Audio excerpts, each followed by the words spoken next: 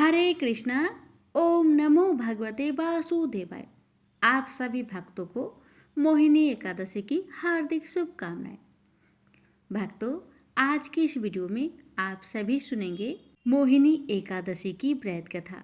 भक्तों, बैसाख के शुक्ला पक्ष की इस मोहिनी एकादशी को भगवान के पुरुषोत्तम रूप राम की पूजा का विधान है। भगवान की प्रतिमा को स्नान आदि करा, उत्तम वस्त्र पहना, उच्च आसन पर बैठाकर आरती उतारनी चाहिए और मीठे फलों से भोग लगाना चाहिए। तत्पश्चात प्रसाद वितरित कर ब्राह्मणों को भोजन तथा दान दक्षिणा देनी चाहिए। रात्रि में भगवान का कीर्तन करते हुए मूर्ति के समीप ही पृथ्वी पर शयन करना चाहिए। इस व्रत के करने से निंदित कर्मों के पाप से छुटकारा मिल जाता है। भक्तों, धर्मराज युधिष्ठिर बोले कि हे कृष्ण जी, बैसाख महीने की शुक्ला पक्ष की एकादशी का नाम क्या है और उस व्रत की विधि क्या है, सो मुझे विस्तार से बताइए। श्री कृष्ण भगवान कहने लगे, हे धर्मनंदन, मैं आपसे एक पुरातन कथा कहता हूँ जिसको महर्षि वशिष्ठ ने श्री रामचंद्र जी से कहा था। श्री रामचंद्र जी बोले, हे गुरुदेव, आप मुझे कोई ऐसा व्रत कहिए जिससे समस्त पाप और दुख नष्ट हो जाए। मैंने जनक नंदिनी श्री सीता जी के वियोग में बहुत दुख भोगे हैं, अतः अब आप कोई व्रत बतलाइए। महर्षि वशिष्ठ बोले, हे राम, आपने बहुत सुंदर प्रश्न किया है। आपकी बुद्धि बहुत शुद्ध और पवित्र है।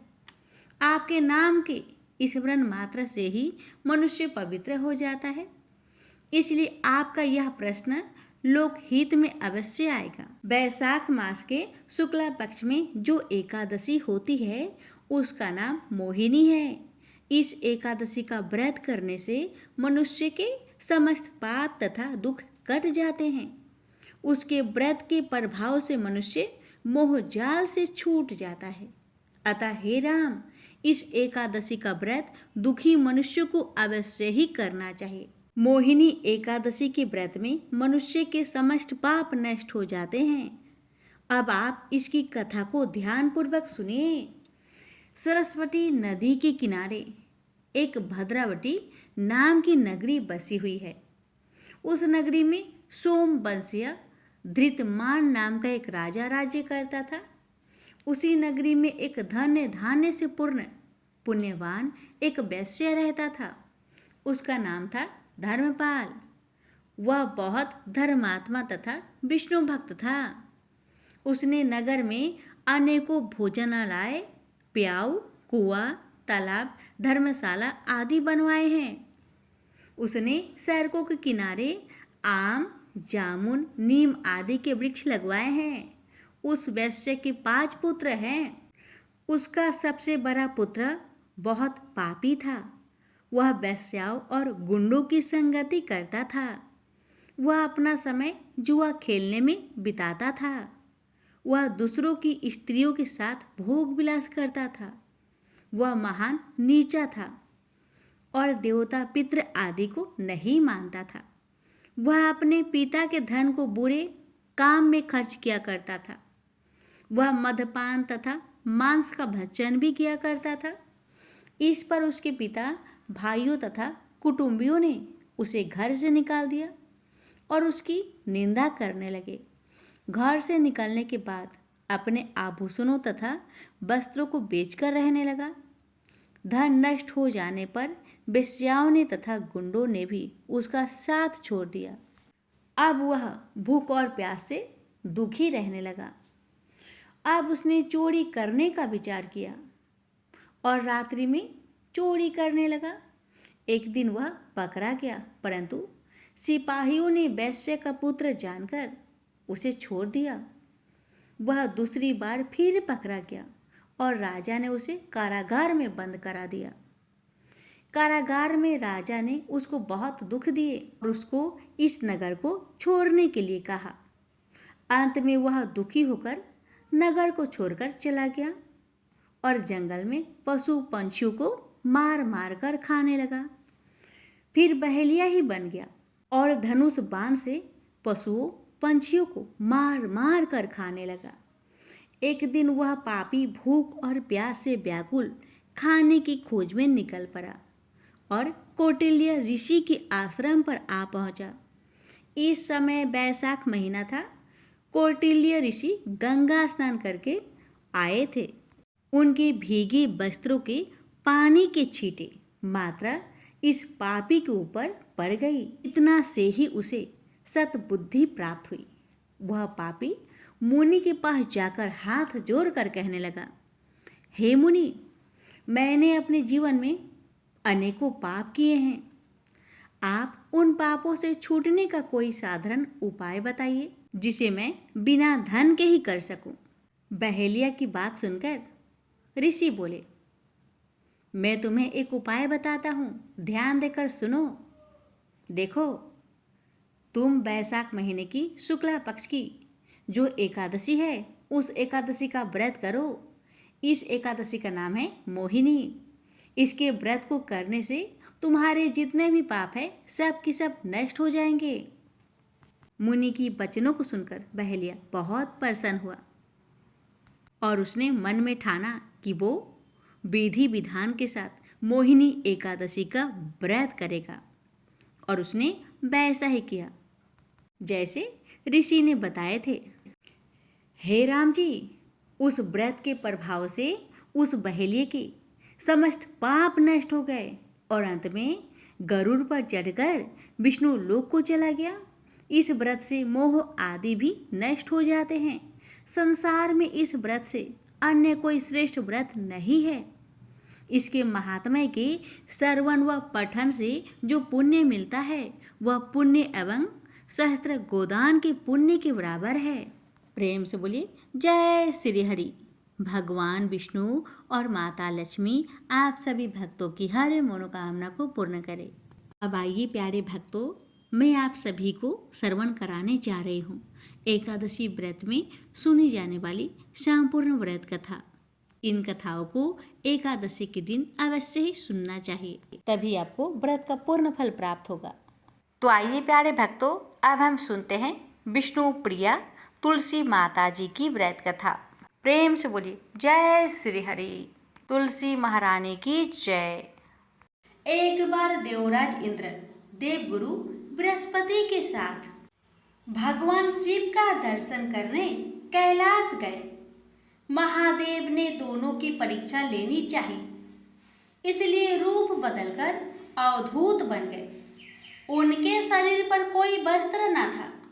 उनका शरीर जलती हुई अग्नि के समान धधक रहा था और अत्यंत भयंकर नजर आते थे। अवधूत दोनों के रास्ते में खड़े हो गए। इंद्र ने एक विचित्र पुरुष को रास्ते में खड़े देखा तो चौंके। इंद्र को देवराज होने पर गर्व घेरने लगा। उन्होंने उस भयंकर पुरुष से पूछा, तुम कौन हो?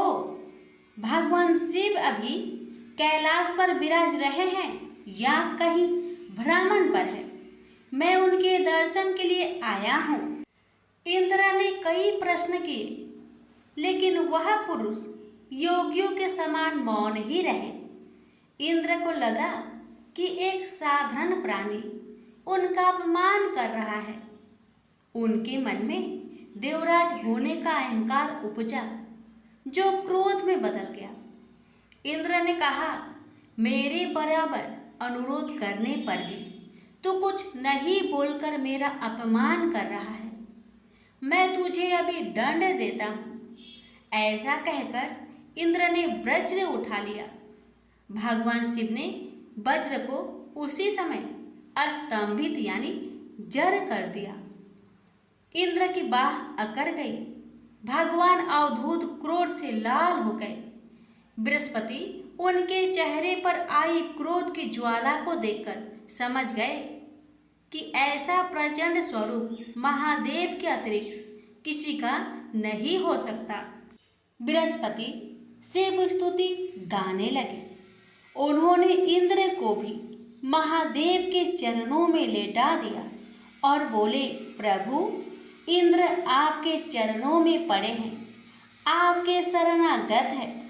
आपके ललाट से प्रकट अग्नि इन्हें जलाने को बढ़ रही है। हम शरणागतों की रक्षा करें। बृहस्पति ने विनती की, प्रभु, भक्तों पर आपकी सदा कृपा बरसती है। आप भक्त वत्सल और सर्वसम्मत है। आप इस तेज को कहीं और स्थान दे दीजिए ताकि इंद्र के प्राणों की रक्षा हो। भगवान रुद्र ने कहा, बृहस्पति, मैं तुम पर बहुत प्रसन्न हूँ। इंद्र को जीवन दान देने के कारण तुम्हारा एक नाम जीव भी होगा। मेरे तीसरे नेत्र से प्रकट इस अग्नि का ताप देवता सहन नहीं कर सकते, इसलिए मैं इसको बहुत दूर छोड़ूंगा। महादेव ने उस तेज को हाथ में धारण कर समुद्र में फेंक दिया। वहां फेंके जाते ही भगवान शिव का वह तेज तत्काल एक बालक के रूप में परिवर्तित हो गया। सिंधु से उद्भव होने के कारण उसका नाम सिंधु पुत्र जलंधर प्रसिद्ध हुआ। जलंधर जिसका नाम शंखचूड़ भी हुआ, शिव के तेज से उत्पन्न हुआ था। इस कारण परम शक्तियों से संपन्न था। वह देवों से भी ज्यादा शक्तिवान था। वह उस तेज से पैदा हुआ था जो इंद्र को समाप्त करने वाला था। इसलिए असुरों ने उसे अपना राजा बनाया। अवधूत रूप में यह लीला करने के बाद महादेव अंतर्ध्यान हो गए। इंद्र के गर्भ का भंजन भी हुआ, भगवान के दर्शन भी हो गए। तुलसी से जुड़ी एक कथा बहुत प्रचलित है। श्रीमद् देवी भागवत पुराण में इनके अवतरण की दिव्य लीला कथा भी बनाई गई है। एक बार शिव ने अपने तेज को समुद्र में फेंक दिया था। उससे एक महातेजस्वी बालक ने जन्म लिया। यह बालक आगे चलकर जालांधर के नाम से पराक्रमी दैत्य राजा बना। इसकी राजधानी का नाम जालांधर नगरी था। दैत्यराज काल नेमि की कन्या वृंदा का विवाह जालंधर से हुआ। जालंधर महाराक्षस था। अपनी सत्ता के मद में चूर उसने माता लक्ष्मी को पाने की कामना से युद्ध किया, परंतु समुद्र से ही उत्पन्न होने के कारण माता लक्ष्मी ने उसे अपने भाई के रूप में स्वीकार किया। वहां से पराजित होकर वह देवी पार्वती को पाने की लालसा से कैलाश पर्वत पर गया।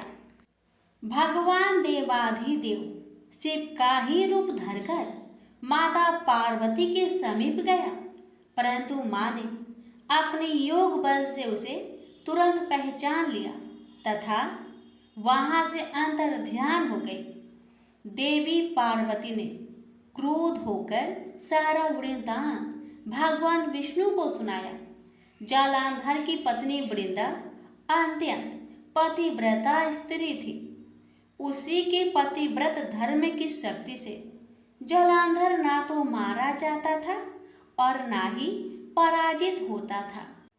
इसलिए जालांधर का नाश करने के लिए वृंदा के पतिव्रत धर्म को भंग करना बहुत जरूरी था। इसी कारण भगवान विष्णु ऋषि का भेष धारण कर वन में जा पहुँचे, जहाँ वृंदा अकेली भ्रमण कर रही थी। भगवान के साथ दो मायावी राक्षस भी थे, जिन्हें देखकर वृंदा भयभीत हो गई।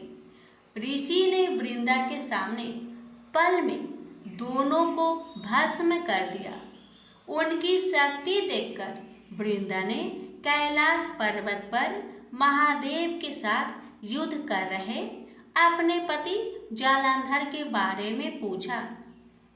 ऋषि ने अपनी माया जाल से दो बानर प्रकट किए। एक बानर के हाथ में जालंधर का सिर था तथा दूसरे के हाथ में धर।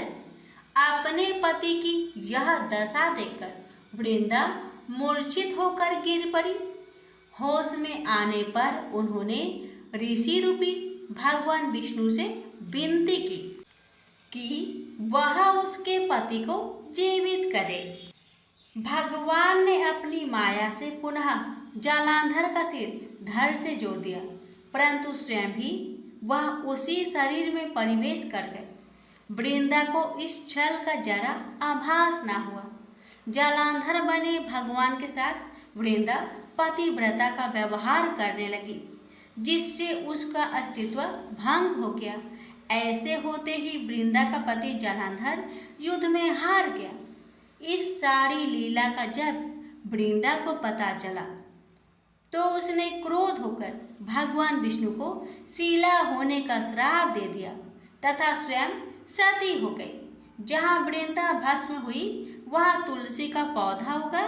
भगवान विष्णु ने वृंदा से कहा, हे वृंदा, तुम अपने अस्तित्व के कारण मुझे लक्ष्मी से भी अधिक प्रिय हो गई हो। अब तुम तुलसी के रूप में सदा मेरे साथ रहोगी। जो मनुष्य भी मेरे शालिग्राम रूप के साथ तुलसी का विवाह करेगा उसे इस लोक और परलोक में विपुल यश प्राप्त होगा। जिस घर में तुलसी होती है वहाँ यम के दूत भी असमय नहीं जा सकते। गंगा व नर्मदा के जल में स्नान तथा तुलसी का पूजन बराबर माना जाता है।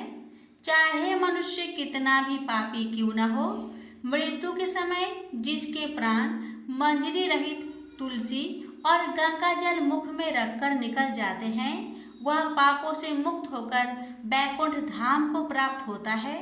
जो मनुष्य तुलसी व आंवले की छाया में अपने पितरों का श्राद्ध करता है, उसके पितर मोक्ष को प्राप्त हो जाते हैं। उसी दैत्य जालंधर की यह भूमि जालंधर नाम से विख्यात है। सती वृंदा का मंदिर मोहल्ला कोट किशनचंद में स्थित है। कहते हैं इस स्थान पर एक प्राचीन गुफा थी जो सीधी हरिद्वार तक जाती थी। प्रेम से बोलिए जय श्री हरि।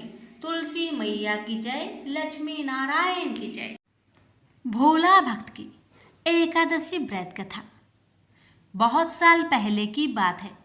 भोला भाला युवक था, आनंद। दिन भर कोई काम नहीं करता, बस खाता ही रहता और सोए रहता। घर वालों ने कहा, चलो जाओ निकलो घर से, कोई काम धाम करते नहीं हो, बस पड़े रहते हो। वह घर से निकलकर यूं ही भटकते हुए एक आश्रम पहुंचा। वहां उसने देखा कि एक गुरुजी हैं। उनके शिष्य कोई काम नहीं करते, बस मंदिर की पूजा करते हैं। उसने मन में सोचा, यह बढ़िया है, कोई काम धाम नहीं, बस पूजा ही तो करना है।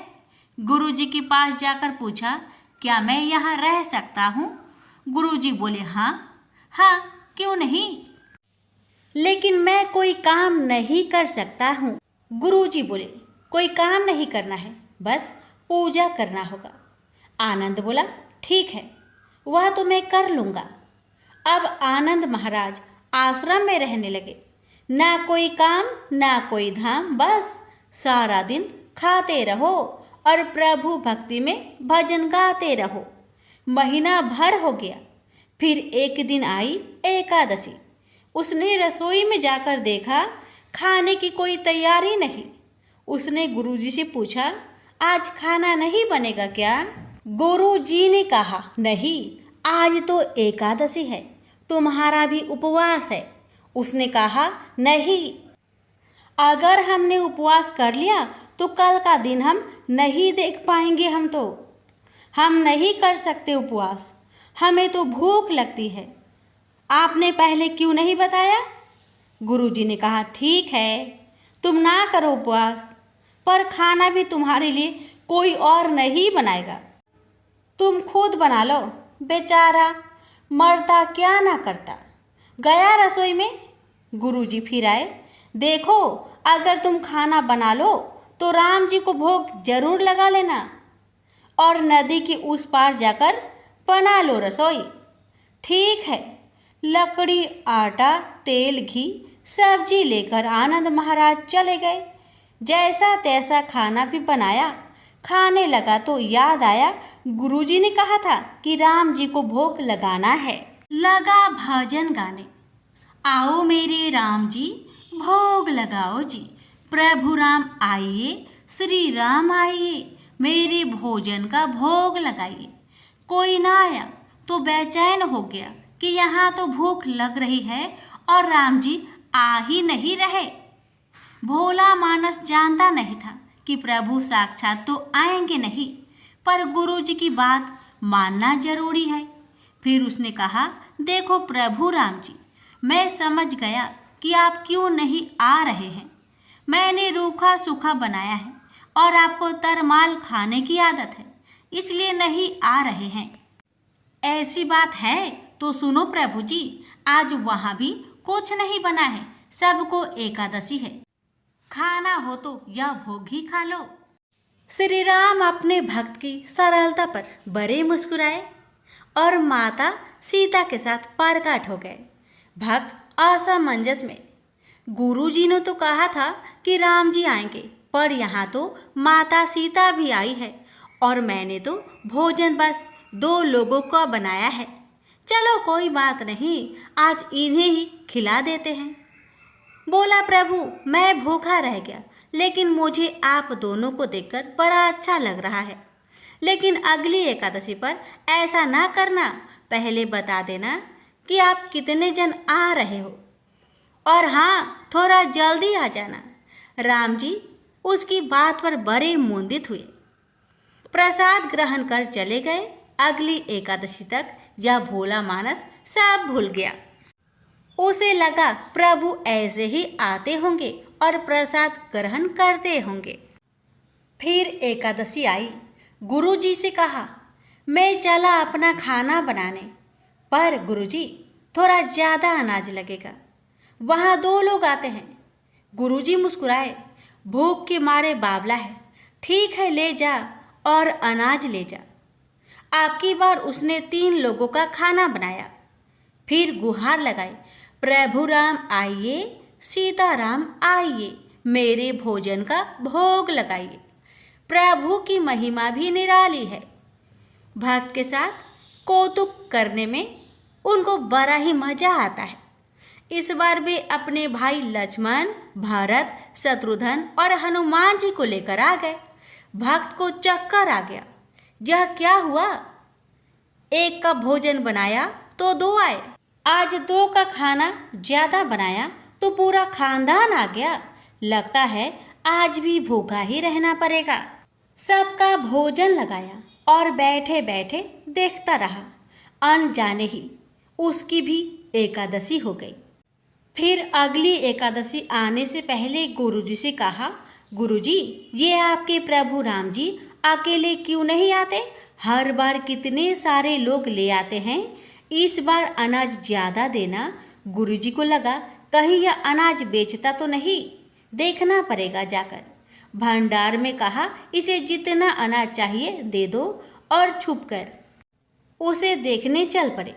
इस बार आनंद ने सोचा, खाना पहले नहीं बनाऊंगा, पता नहीं कितने लोग आ जाए, पहले बुला लेता हूँ फिर बनाता हूँ। फिर टेर लगाई, प्रभु राम आइए, श्री राम आइए, मेरे भोजन का भोग लगाइए। सारा राम दरबार मौजूद। इस बार तो हनुमान जी भी साथ आए, लेकिन ये क्या, प्रसाद तो तैयार ही नहीं है। भक्त ठहरा भोला भाला, बोला, प्रभु इस बार मैंने खाना नहीं बनाया। प्रभु ने पूछा, क्यों? बोला, मुझे मिलेगा तो है नहीं, फिर क्या फायदा बनाने का, आप ही बना लो और खुद ही खा लो। राम जी मुस्कुराए। सीता माता भी गदगद हो गई उसके मासूम जवाब से। लक्ष्मण जी बोले, क्या करे प्रभु?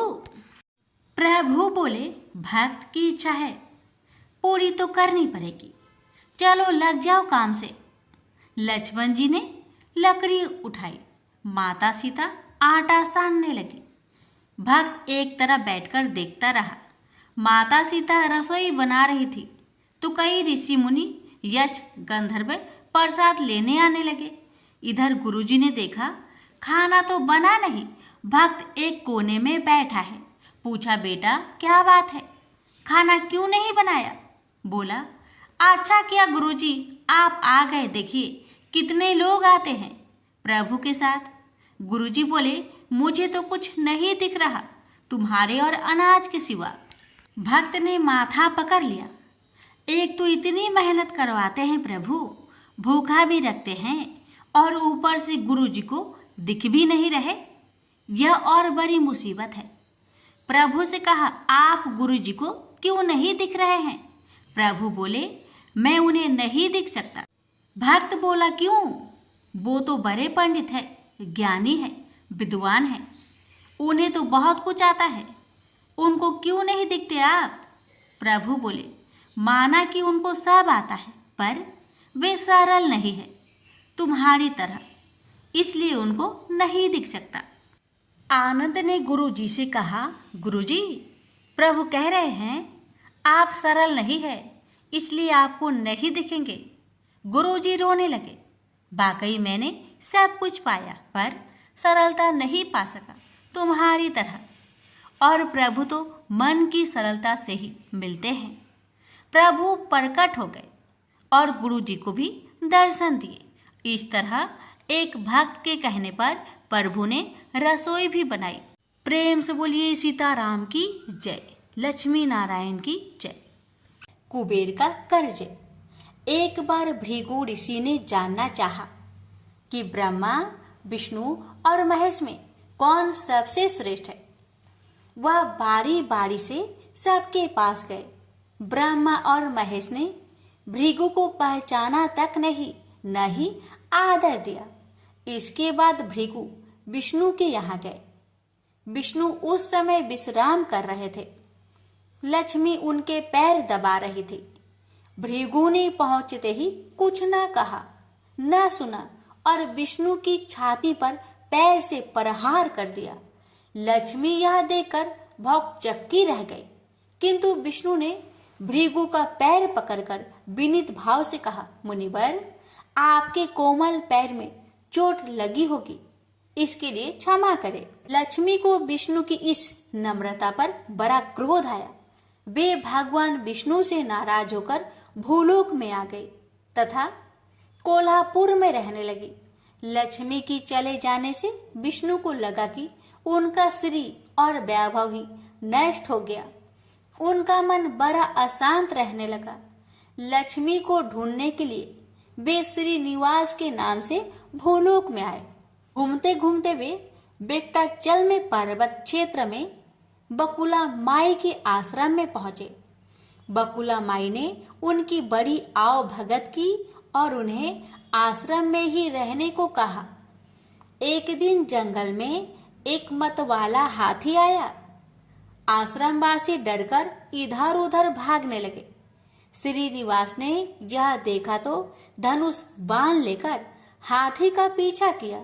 हाथी डरकर भागा और घने जंगल में अदृश्य हो गया। श्रीनिवास उसका पीछा करते करते थक गए थे। वे एक सरोवर के किनारे वृक्ष की छाया में लेट गए। उन्हें हल्की सी झपकी आ गई। थोड़ी देर शोर सुनकर वे जागे।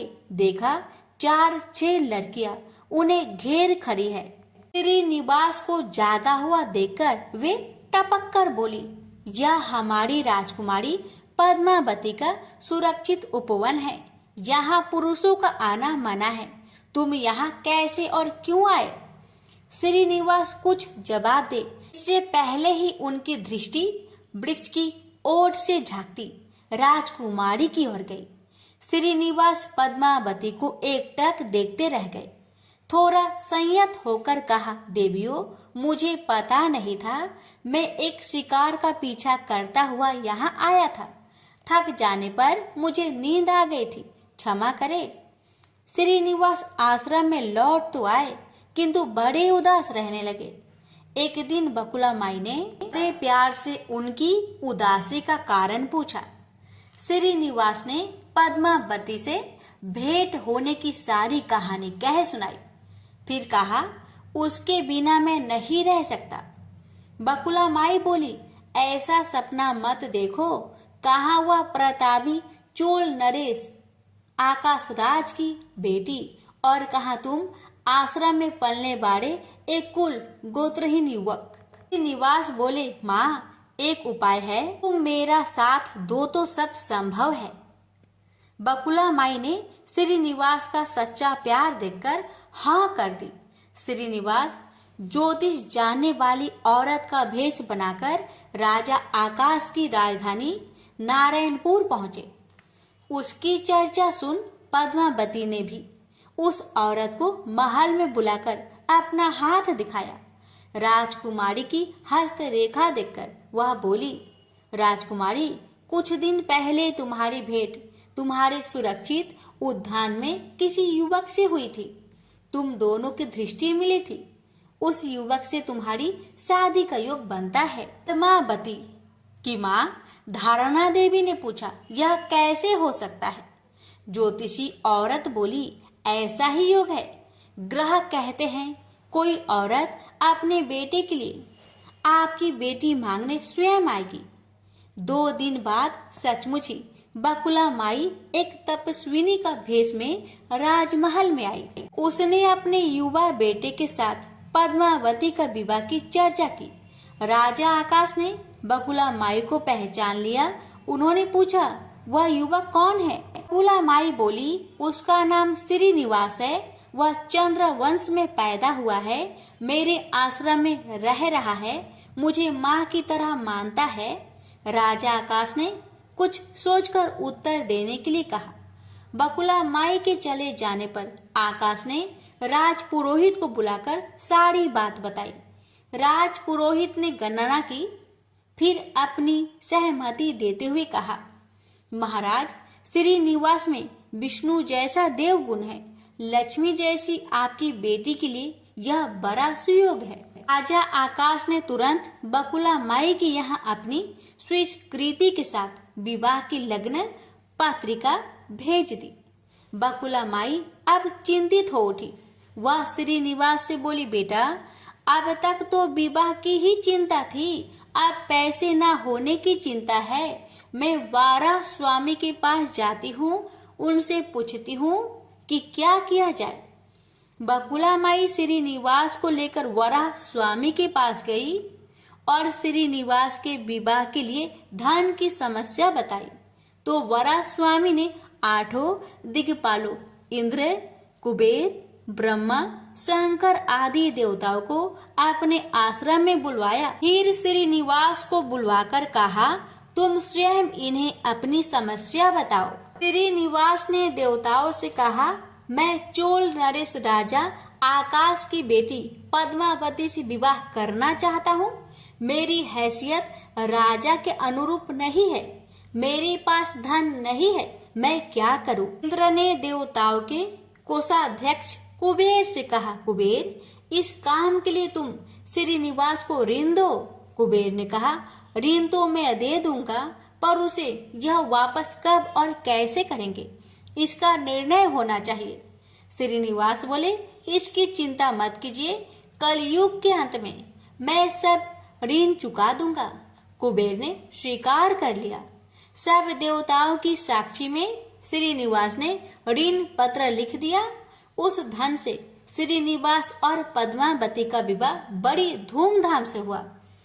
तभी नारद ने कोल्हापुर जाकर लक्ष्मी को बताया, विष्णु ने श्रीनिवास के रूप में पद्मावती से विवाह कर लिया है। दोनों वेंकटाचलम पर्वत पर रह रहे हैं। यह सुनकर लक्ष्मी को बड़ा दुख हुआ। वह सीधे वेंकटाचलम पहुंची। विष्णु की सेवा में लगी पद्मावती को भला बुरा कहने लगी। श्रीनिवास विष्णु रूप मेरे पति हैं, तुमने इनके साथ विवाह क्यों किया? दोनों में वाक युद्ध होने लगा तो श्रीनिवास को बड़ा दुख हुआ। वे पीछे हटे और पत्थर की मूर्ति के रूप में बदल गए। जब दोनों देवियों ने यह देखा तो उन्हें बड़ा दुख हुआ कि श्रीनिवास तो अब किसी के न रहे।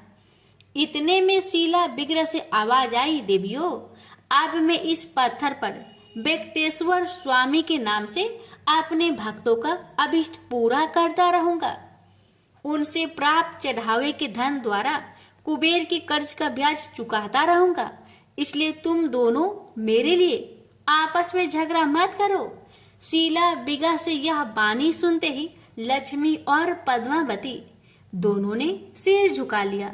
लक्ष्मी कोल्हापुर आकर महालक्ष्मी के रूप में प्रतिष्ठित हो गई और पद्मावती तिरुनाचूर में शीला बिगरा के रूप में स्थित हो गई। आज भी तिरुपति क्षेत्र में तिरुमाला पहाड़ी पर भगवान वेंकटेश्वर स्वामी के दर्शन हेतु भक्त गणों से इसी भाव से शुल्क लिया जाता है।